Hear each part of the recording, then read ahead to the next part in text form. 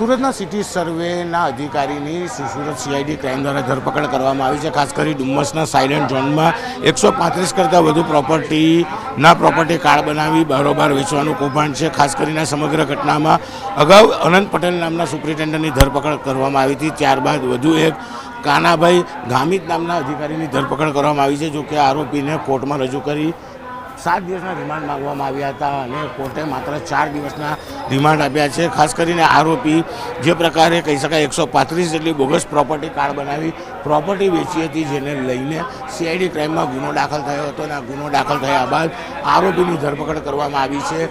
ખાસ કરીને એક સુપ્રિન્ટેન્ડન્ટની ધરપકડ બાદ આજે બીજા અધિકારીની ધરપકડ કરવામાં આવી છે અને તપાસનો ધમધમાટ શરૂ કરવામાં આવ્યો છે। ત્યારે ચોક્કસ કહી શકાય કે જે પ્રકારે અધિકારી છે આ અધિકારીની પૂછપરછમાં ઘણા મોટા ખુલાસા થાય તેવી શક્યતાઓ છે। જે પ્રકારે 135 કરતાં વધારે એટલે કે સુરતની સૌથી કિંમતી ગણાતી ડુમ્મસની સાયલેન્ટ ઝોનની આ જમીનો છે અને જમીનોમાં જે રીતે કૌભાંડ આચરવામાં આવે છે, જેને લઈને ચોક્કસ કહી શકાય કે સીઆઈડી ક્રાઇમે હવે આરોપીની ધરપકડ કર્યા બાદ રિમાન્ડ મેળવ્યા છે અને રિમાન્ડ દરમિયાન અનેક મોટા ગુનાઓ કલાય તેવી શક્યતાઓ દેખાઈ રહી છે। કેમેરામેન જીગર ગુગલ સાથે કીર્તેશ પટેલ, ન્યૂઝ 18 ગુજરાતી, સુરત।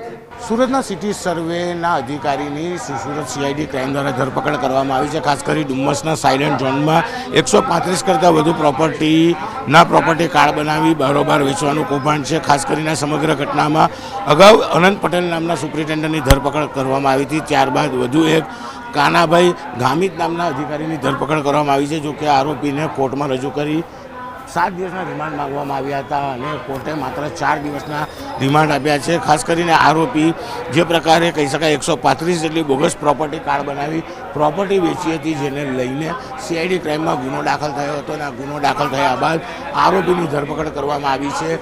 ખાસ કરીને એક સુપ્રિન્ટેન્ડન્ટની ધરપકડ બાદ આજે બીજા અધિકારીની ધરપકડ કરવામાં આવી છે અને તપાસનો ધમધમાટ શરૂ કરવામાં આવ્યો છે। ત્યારે ચોક્કસ કહી શકાય કે જે પ્રકારે અધિકારી છે આ અધિકારીની પૂછપરછમાં ઘણા મોટા ખુલાસા થાય તેવી શક્યતાઓ છે। જે પ્રકારે 135 કરતાં વધારે એટલે કે સુરતની સૌથી કિંમતી ગણાતી ડુમ્મસની સાયલેન્ટ ઝોનની આ જમીનો છે અને જમીનોમાં જે રીતે કૌભાંડ આચરવામાં આવે છે, જેને લઈને ચોક્કસ કહી શકાય કે સીઆઈડી ક્રાઇમે હવે આરોપીની ધરપકડ કર્યા બાદ રિમાન્ડ મેળવ્યા છે અને રિમાન્ડ દરમિયાન અનેક મોટા ગુનાઓ કલાય તેવી શક્યતાઓ દેખાઈ રહી છે। કેમેરામેન જીગર ગુગલ સાથે કીર્તેશ પટેલ, ન્યૂઝ 18 ગુજરાતી, સુરત। સુરતના સિટી સર્વેના અધિકારીની સુરત સીઆઈડી ક્રાઇમ દ્વારા ધરપકડ કરવામાં આવી છે। ખાસ કરી ડુમ્મસના સાયલેન્ટ ઝોનમાં 135 કરતાં વધુ પ્રોપર્ટી કાર્ડ બનાવી બારોબાર વેચવાનું કૌભાંડ છે। ખાસ કરીને સમગ્ર ઘટનામાં અગાઉ અનંત પટેલ નામના સુપ્રિન્ટેન્ડન્ટની ધરપકડ કરવામાં આવી હતી। ત્યારબાદ વધુ એક કાનાભાઈ ગામિત નામના અધિકારીની ધરપકડ કરવામાં આવી છે। જો કે આરોપીને કોર્ટમાં રજૂ કરી 7 દિવસના રિમાન્ડ માંગવામાં આવ્યા હતા અને કોર્ટે માત્ર 4 દિવસના રિમાન્ડ આપ્યા છે। ખાસ કરીને આરોપી જે પ્રકારે કહી શકાય 135 જેટલી બોગસ પ્રોપર્ટી કાર્ડ બનાવી પ્રોપર્ટી વેચી હતી, જેને લઈને સીઆઈડી ક્રાઇમમાં ગુનો દાખલ થયો હતો અને આ ગુનો દાખલ થયા બાદ આરોપીની ધરપકડ કરવામાં આવી છે।